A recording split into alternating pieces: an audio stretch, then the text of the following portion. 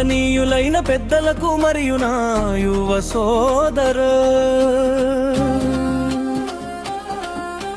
సోదరీమణులకు నమస్కారం. ఈరోజు మనం భారతదేశం ప్రపంచంలోనే నెంబర్ 1 స్థానానికి చేరుకుంటోంది అని గర్వంగా చెప్పుకుంటున్నాం. కానీ మన మనసులు మాత్రం ఇంకా కులాల కుమ్ములాటల్లోనే చిక్కుకుపోయి ఉండటం చూస్తుంటే సిగ్గుతో తల వంచుకోవాల్సి వస్తోంది.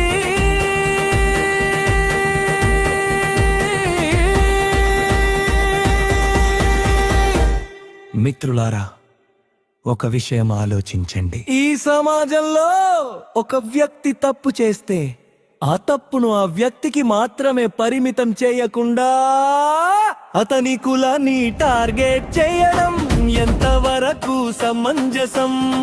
ముఖ్యంగా రెడ్డి సామాజిక వర్గాన్ని ప్రతి విషయంలోనూ విమరిస్తూ రాజకీయంగా దెబ్బతీయాలని చూడటం ఏ రకమైన న్యాయం?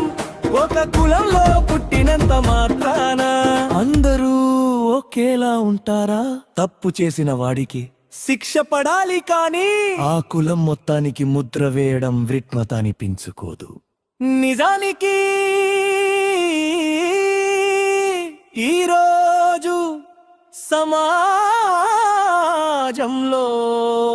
ఉన్నది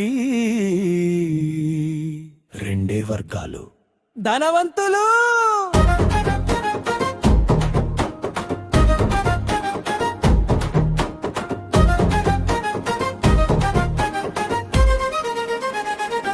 గణవంతులు.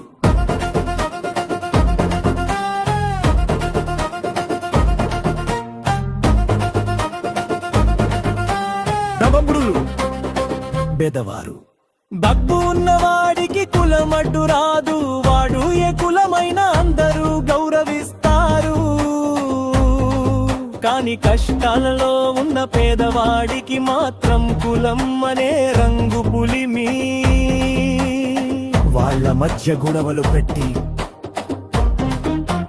రాజకీయ లబ్ధి పొందుతున్నారు కొందరు సెట్పరులు. రాజకీయ నాయకులు తమ కుర్చీలాట కోసం మనల్ని పావులుగా వాడుకుంటున్నారు. మనం ఇంకా వాళ్ళు వేసే ఆవలలో పడదామా? యువతకు నాదొకటే పిలుపు: మనం డిజిటల్ యుగంలో ఉన్నాం, ప్రపంచంతో పోటీ పడుతున్నాం. ఇలాంటి సమయంలో నువ్వు ఏ కులమని ఆగడం ఆపి నీ దగ్గర ఉన్న పైబాయేటి అని అడుగుదాం. ఒక వ్యక్తి చేసే తప్పును వ్యక్తిగతంగానే చూద్దాం. రాజకీయ నాయకులు పట్టే చిచ్చులో మనం కాలిపోవద్దు.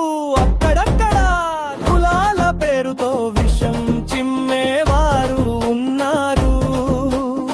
జాగ్రత్త, మన ఆలోచనలు మారాలి, మన మాటలు మారాలి.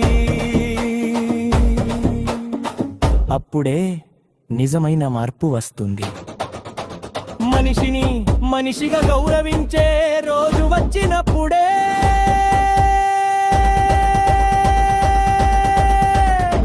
మన దేశం ప్రపంచంలోనే నెంబర్ 1 స్థానానికి నిజమైన అర్హత సాధిస్తుంది.